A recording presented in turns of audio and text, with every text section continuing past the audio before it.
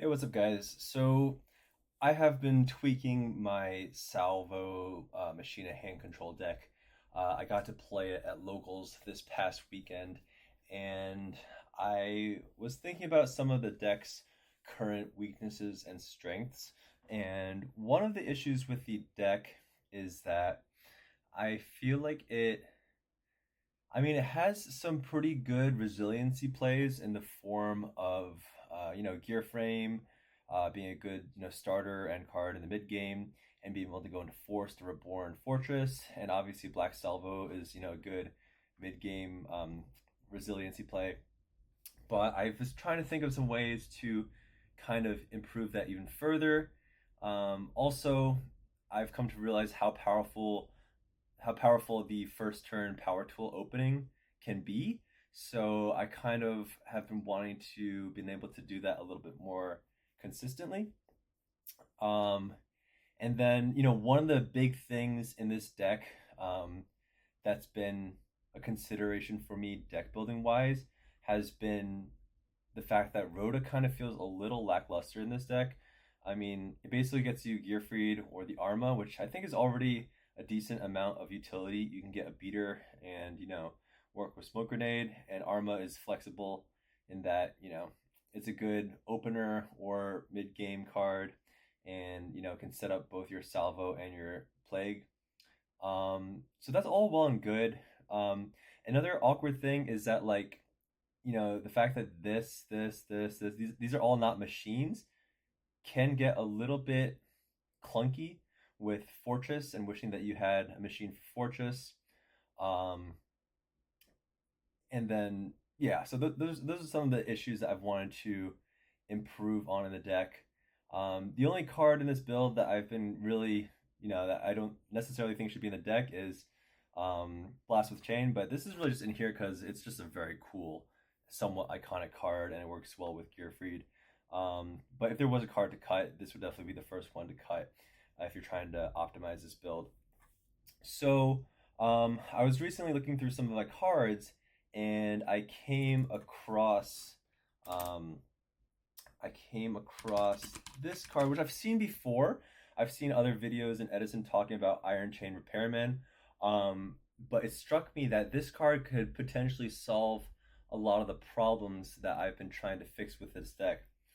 First and foremost, I realized that this card is a warrior, so that is like exactly what I've been wanting for this deck.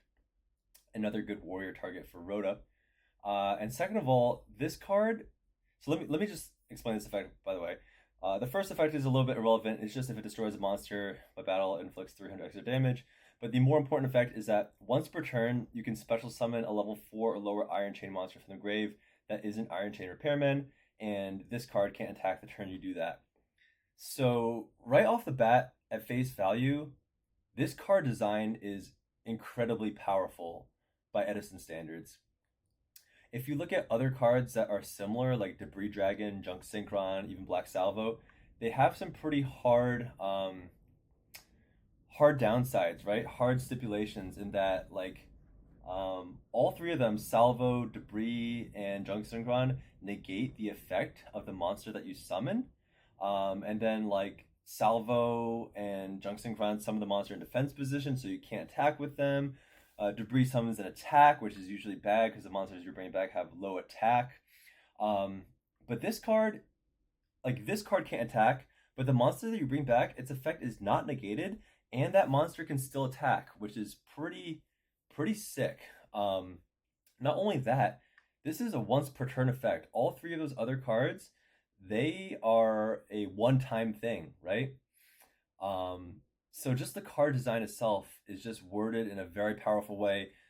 Very similar to Diva, which, it can summon any level 3 or lower Sea Serpent. The only thing holding this back is obviously the valid targets that you have for this. Like, Diva is so powerful being able to special summon from the deck, which isn't very common in Edison, but there's really only like a couple, maybe like two, valid targets. And this one has 3 valid targets, I guess, but these 2 ones are kind of trash. Like, this is a warrior, which is cool, but, well, yeah, these just are not good. The best one is this level 3 tuner, which, as you can see, 4 plus 3 equals 7, which is Power Tool Dragon. And conveniently, this tuner is a machine type.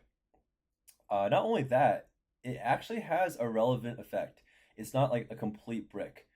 First of all, this gets under bottomless, and then it has this effect where once per turn, you can boost the attack and defense of an Iron Chain monster by 300, which right off the bat, on normal summon, this guy is a 14-19. Or if you bring it back with Iron Chain Repairman, this becomes a 19-15. And someone correct me if I'm wrong, but I'm pretty sure you can keep ramping up the attack. Like you could stack. Like if this lives more than one more turn, you can boost its attack again. So it can go from 14 to 17 to 2k, or this thing can go up to 22, right? If this lives. So that's pretty cool. And then if Iron Chain Repairman lives one extra turn, then you can, revive again. So you can get yourself into situations where you have a gear frame that lived a turn, and then you reborn the coil, sink into Power Tool, maybe protect Power Tool with Smoke Grenade, and try to keep this alive. And then next turn you can reborn this back again, which is pretty sick. So I've been thinking about how to include this in the deck, and I think it fills in, a pretty. It fixes some of the deck's problems potentially. You have more warriors that you don't mind pitching for Fortress, and this card gives you some early game and mid game and late game, playability. So let's jump into my updated list to see what I've been working with. So basically, I had to swap out a lot of the dark cards like Trag and Allure and Breaker. And once I took those dark cards out, I can't really support Dark Armed Dragon in this deck, unfortunately, anymore.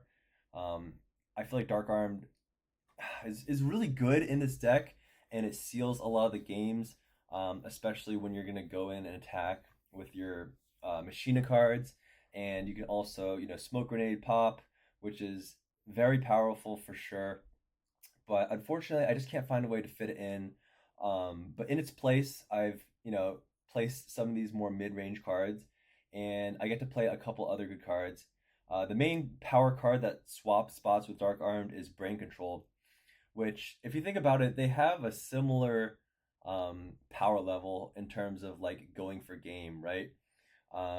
They're both cards that you drop to kind of break a board and seal the deal, and can basically just steal the game on their own. So now that you're running, more tuners, you got these 6 tuners, then Break Control becomes a lot easier to convert your opponent's monsters. So that's why this is in here now. And now that I'm playing basically 5 cards that have a Debris Dragon type effect, I think it's a good time to put in Foolish Burial, because Foolish with any of these cards is, first turn Power Tool Dragon. And, worst case, you can dump Machina Fortress to bring back with the Force. So along the same lines of having more, mid-game resiliency plays, I have decided to try to bump up the Force to 2, to make my, mid-game gear frames even more powerful, especially if I open with, a Fortress in my hand. And to support that part of the engine even further, I've included, a second Wind Blast, because this is good to pitch the Repairman target or the Salvo target. This is also just so powerful when you've opened up, say for example, Fortress and Gear Frame or Force and Gear Frame. You can search for the Fortress, spin a card back to your opponent's deck, and revive it immediately. So that's why that is in there.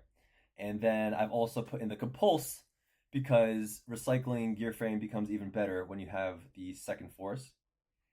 And then also I'm thinking about times where my opponent tries to maybe bottomless this Repairman, and I can bounce it back to my hand, which seems pretty neat. Or if they try to like run it over when I leave on the field, I can bounce it to my hand potentially and reuse it.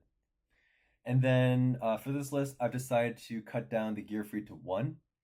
I've also been noticing times where I draw the Gear Free to the mid game, and it's just a little bit lackluster because I don't have the Smoke Grenade to go with it. So I've put that at 1 to see how that goes for now. Yeah, and with this engine, it's a lot more likely that you're going to be able to make a power tool, protect it with the smoke grenade, and then make a subsequent Black Rose Dragon to nuke the field and pop the smoke grenade. So there's that. But I am missing out on the second Gear Freed and the Breaker to, pop my cards.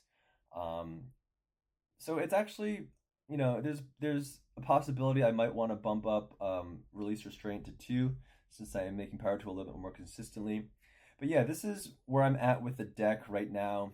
I'm going to go back and forth between this one and the Dad version, but I just think that this card is definitely very underexplored. Well, yeah, I think it's underexplored, and I think this is the perfect kind of deck where if this is going to shine in any kind of deck, this could be that one. So thanks for watching, and we'll get into some replays so you can see this deck in action.